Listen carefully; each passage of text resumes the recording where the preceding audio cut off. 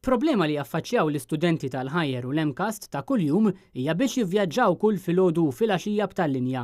Uħud mill-istudenti jieħdu saħansitra sagħtejn biex jaslu. Dan hekk kif dawk li joqogħdu fin-naħa t'isfel ta' Malta ikollhom l-ewwel jidħlu l-belt fejn minn hemmhekk jaqbdu l-unika karozza tal-linja possibbli li toħodhom il-ħajjer. Fit-tmiem il-lezzjonijiet ta' kull ġurnata, il-maġġoranza tal-istudenti jkollhom jieħdu l-istess ħin biex jaslu lura d-dar. Oħrajn ikollhom li jimxu sal-pjazza tan-Naxxar iżda dan huwa ta' inkonvenjent għalihom. Rappreżentant tal-istudenti tal-Higher Secondary Thomas De Martino tkellem ma' Net News. Bħalissa l-iskola għandna problema kbira ta' trasport pubbliku. Il-trasport pubbliku li jiġi provdut lill-iskola mhuwiex suffiċjenti għall-istudenti. U għalhekk aħna bħala kunsill tal-istudenti qed nagħmlu dak kollu li nistgħu ħalli nimbuttaw quddiem l-awtoritajiet din il-problema, din l-issue u tiġi riżolta.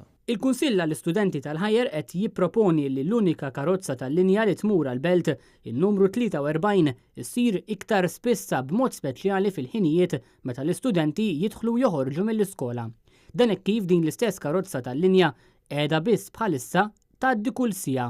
Il-Kunsill jinsab f'ħidma biex itejjeb it-trasport pubbliku għall-istudenti. Sissa aħna qed niġbru l-informazzjoni minn qalb l-istudenti, qed inħejju rapport, għamilna petizzjoni ħalli titressaq flimkien mar-rapport. L-istudenti tal-ħajjer qed jittamaw li l-awtoritajiet jisimgħu it-talba tagħhom. Għadu ma sar xejn, aħna nisperaw li l-awtoritajiet issa jisimgħu it-talba tagħna. Din il-problema qed tiġi ffaċċjata minn madwar 1400 student li attendu l-Higher Secondary. Proposta oħra li qed issir hija biex issir karozza tal-linja diretta min naħa t'isfel ta' Malta sabiex din tkun tista' taqdi l-bżonnijiet tal-istudenti ta' dawk in-naħat. Kien propost ukoll li l-karozza tal-linja taqdi mhux biss lill-istudenti tal-ħajjer u ta' skejjel oħra fil-viċinanzi iżda wkoll lil dawk li jkunu sejrin l-isptar.